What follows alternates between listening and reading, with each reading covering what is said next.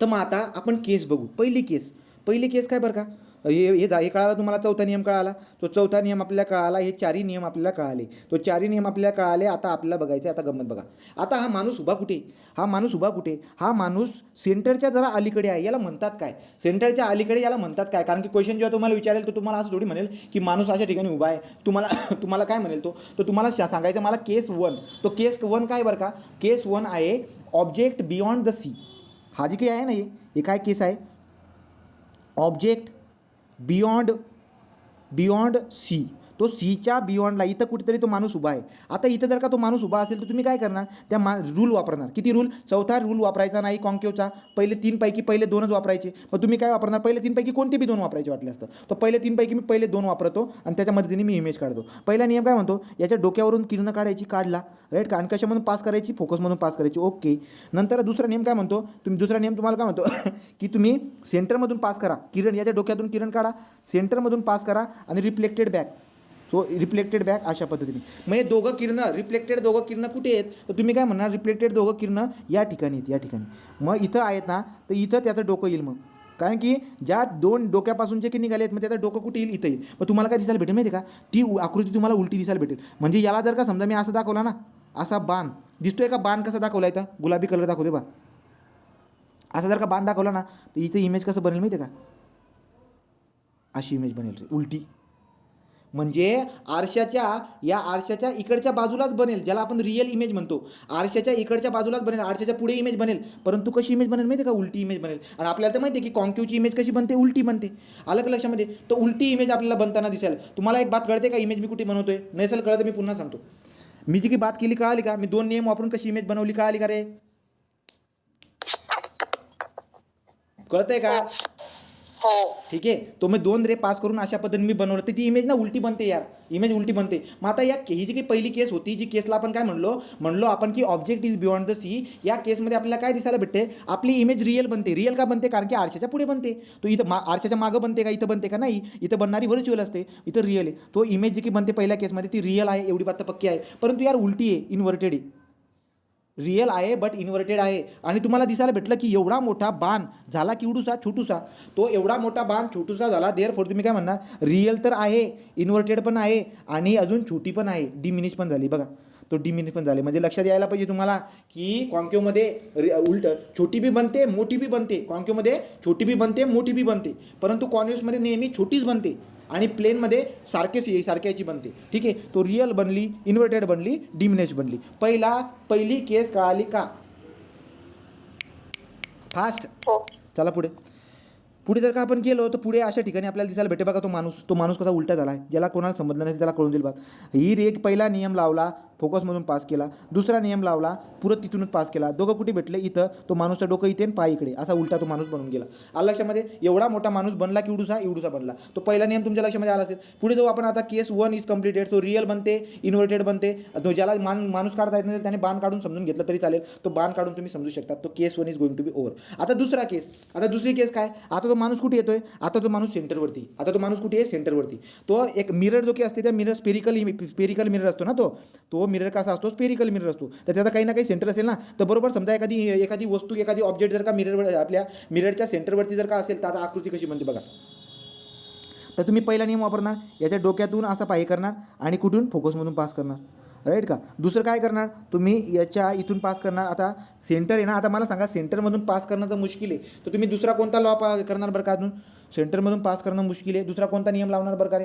तर दुसरी केस तुम्ही काय करणार बरं का. आता या केसमध्ये एक तर डोक्यातून आपण पास करून टाकलं आणि दुसरं मी काय करतो, फोकसमधून पास करतो. कारण की मला आता दुसरा नियम लावता येणार नाही ना, तर मी काय करतो, तिसरा नियम लावतो. तुमच्याकडे 3 लॉ होती.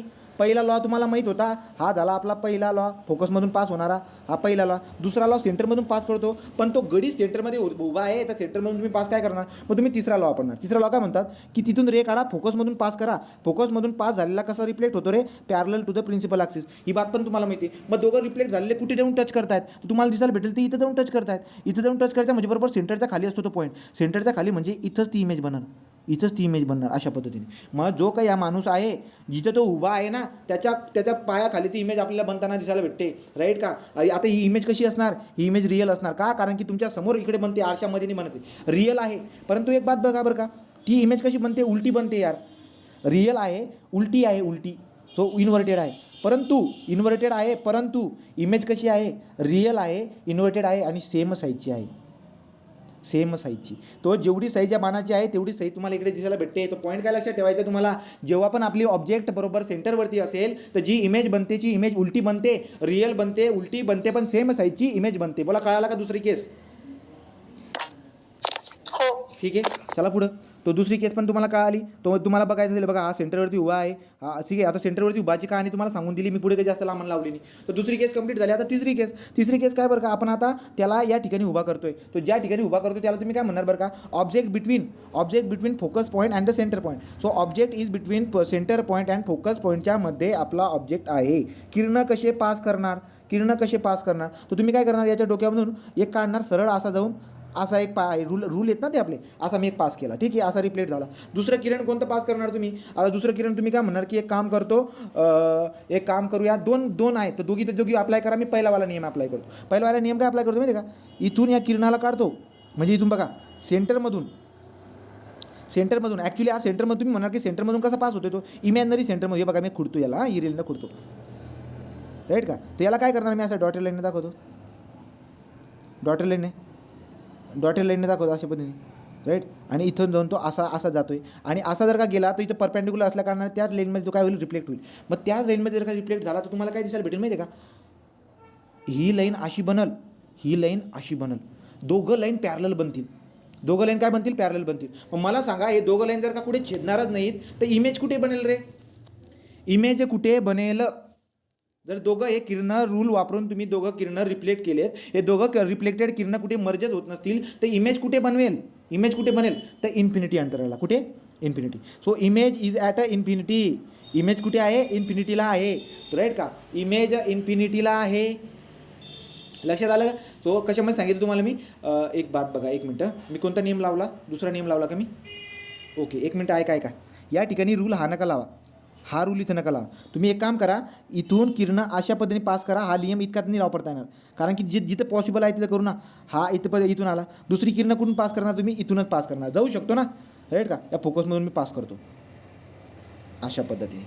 तो मी जो की तिसरी केस होती ना, ऑब्जेक्ट बिटवीन सी आणि एफ, त्या ठिकाणी किरण मी अशी पास करतो. किरण अशी पास केल्यानंतर तुम्हाला या ठिकाणी अशी इमेज बनताना दिसेल, राईट का. तो इमेज कशी बनते, इमेज जर बघायला गेला तर बाण होता असा उभा, उलटा झाला बाण. ऑब्जेक्ट इज बिटवीन सी आणि एफमध्ये अशा पद्धतीने नियम वापरा, आणि नियम वापरल्यानंतर तुम्हाला इमेज बनते, आणि इमेज बनते कशी, उलटी. तो रिअल